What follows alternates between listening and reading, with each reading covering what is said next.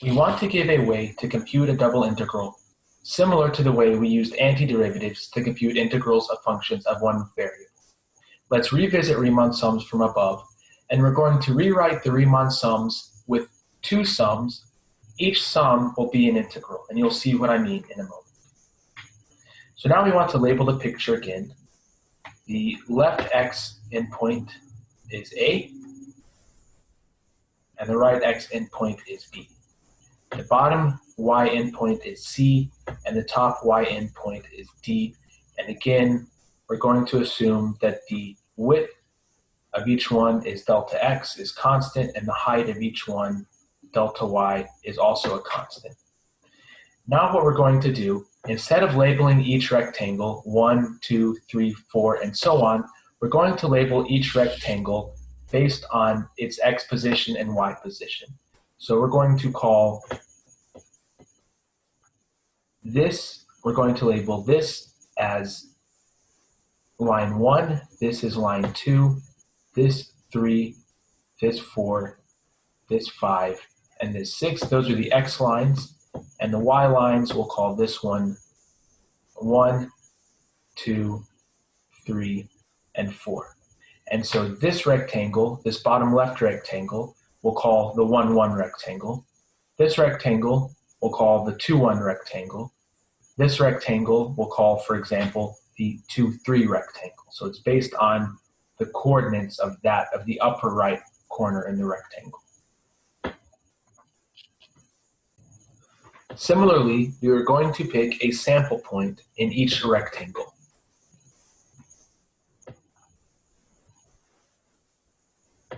Again, it doesn't matter if we pick the midpoint or the rightmost point or the bottom left point or the top right point or anything like that. It only matters that we just pick exactly one sample point in each subrectangle. Now, each sample point can be addressed using the coordinate grid that we set up with these 1, 2, 3, 4, 5, 6, and 1, 2, 3. So for example, we can call this point x sub 5 because it's in the 5th x line, and we can call it y sub 1 because the coordinates of this point right here are 5, 1. And the star just indicates x5 means it is any x value in this interval, and y1 star means it's any y value in this interval. Again, we don't need a formula for it. And in general, we could say that this point here would be something like xk star yj star. So now what does the double Riemann sum look like? Well, instead of just having one sum, summing over k's, we're going to sum over j's and k's. So the k values go from 1 to 6, and the j values, these will be the y values, these will go from 1 to 4. And now we're going to multiply f evaluated at the sample point, xk star, yj star, times delta x times delta y. Remember, delta x times delta y is the area of each one of the subrectangles. Now, let me make an important observation. This is an iterated sum in a similar way that we looked at iterated integrals. And so we can write this as the sum j equals 1 to 4, bracket the sum k equals 1 to 6, f of x k star, comma yj star, delta x times delta y.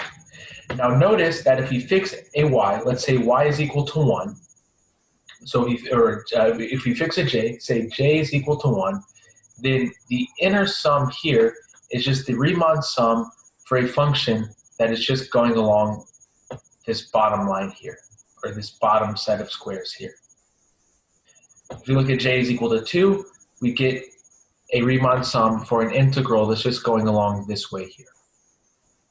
Okay, in other words, the inner sum is a Riemann sum, is a one-dimensional Riemann sum if j is fixed. And so this is how it's similar to an iterated integral.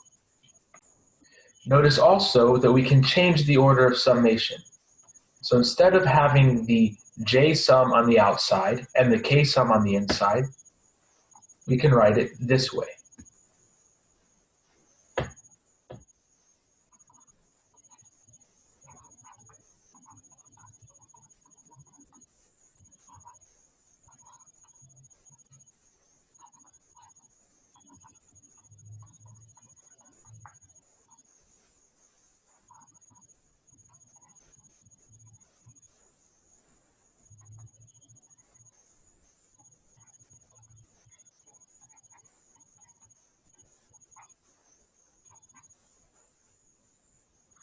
As we will see, this is why Fubini's theorem is true. Or it's an indication of why Fubini's theorem is true.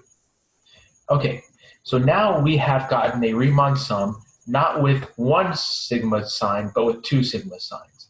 And using this, we can define another way to compute a Riemann integral.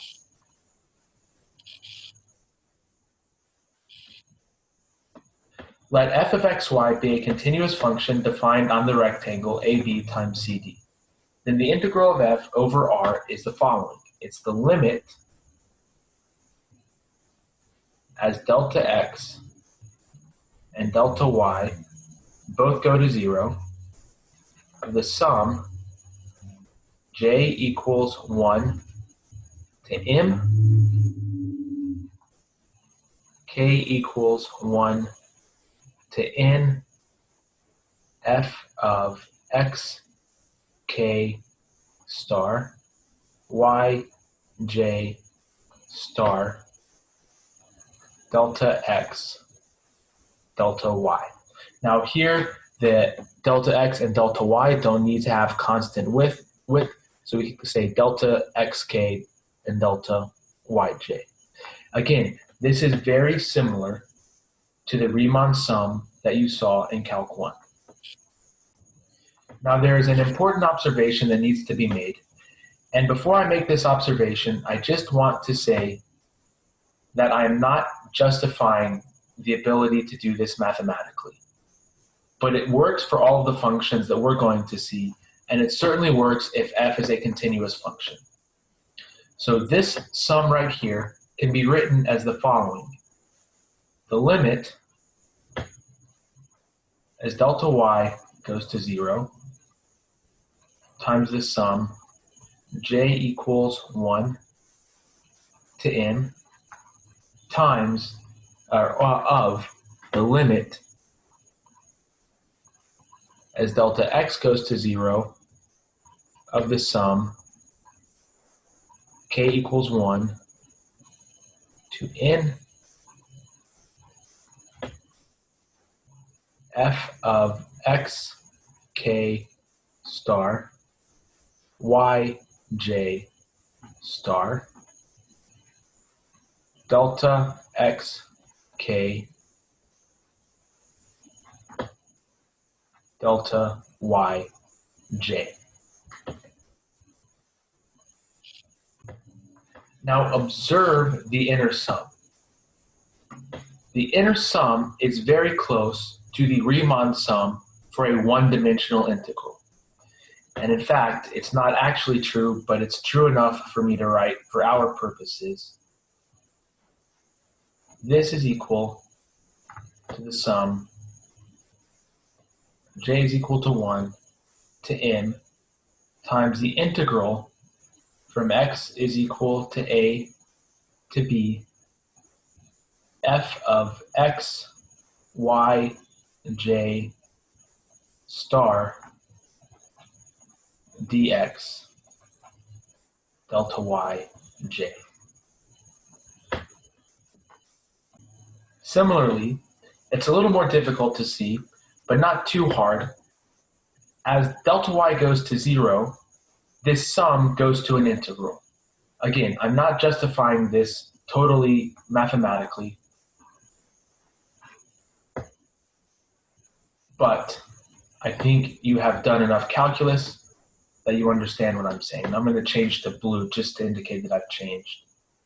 Now this is going to be the integral from y is equal to c to d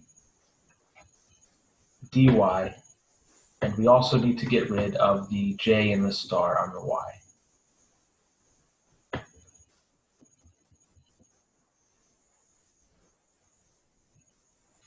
Well, for whatever reason, it's not letting me delete it, so let me just cross it off. Okay, so in other words, the double integral over a rectangle is an iterated integral. And this is why we wanted to talk about iterated integrals in the previous lecture videos. In the next few videos, we're going to look at some examples of computing multidimensional integrals.